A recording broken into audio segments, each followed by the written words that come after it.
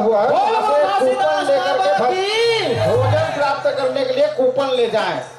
बगैर कूपन के भोजन आपको प्राप्त होने में थोड़ा सा कठिनाई हो सकती है, इसलिए कूपन लेकर के जाए भाई भोजन करने।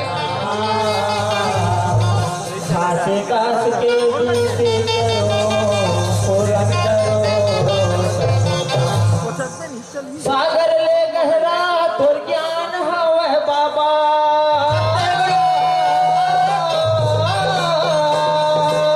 सागर ले गहरा तोर ज्ञान हवै बाबा, पर्वत में ऊंचा तोरे मैं चरण माया होगा बाबा, तेरा सुंदर भोला मैं चरण माया होगा बाबा, तेरा सुंदर भोला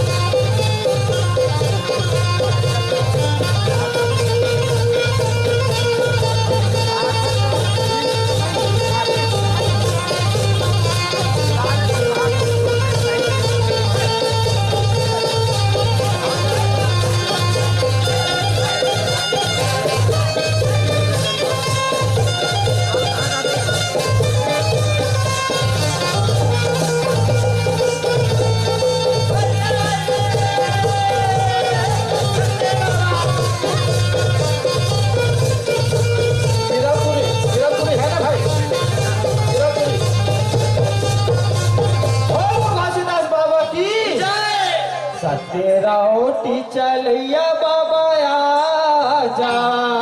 हाथी के सवारी बलदान राजा। तेरावटी चलिया बाबा आजा,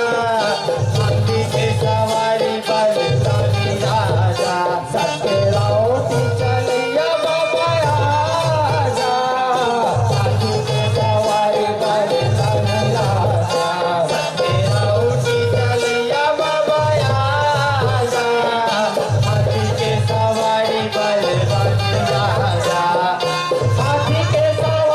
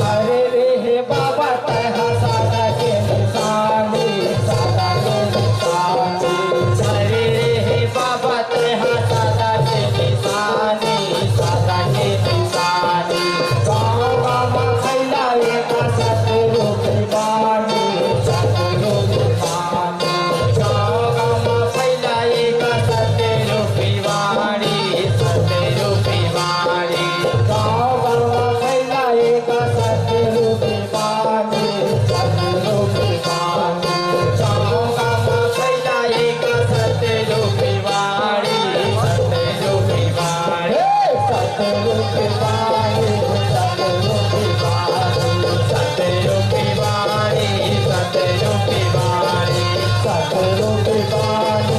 सतरूपी वाणी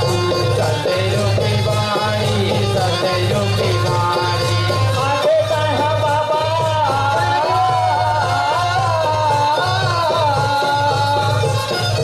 आगे कहा बाबा सत्य शक्ति न दिखाना सत्य राउटी चलिया बाबा आजा पानी के सवारी बलदारी राजा सत्य राउटी चलिया बाबा आजा पानी के सवारी बलदारी राजा सत्य बाबा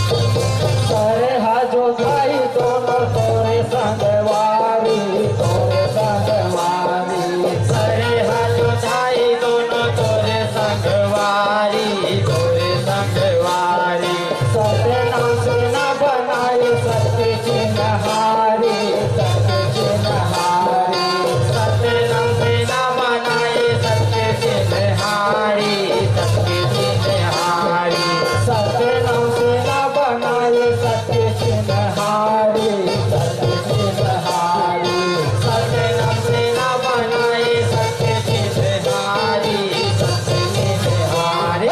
सत्य चिन्हारी सत्य चिन्हारी सत्य चिन्हारी सत्य चिन्हारी सत्य चिन्हारी सत्य चिन्हारी सत्य चिन्हारी सत्य चिन्हारी आगे कहा बाबा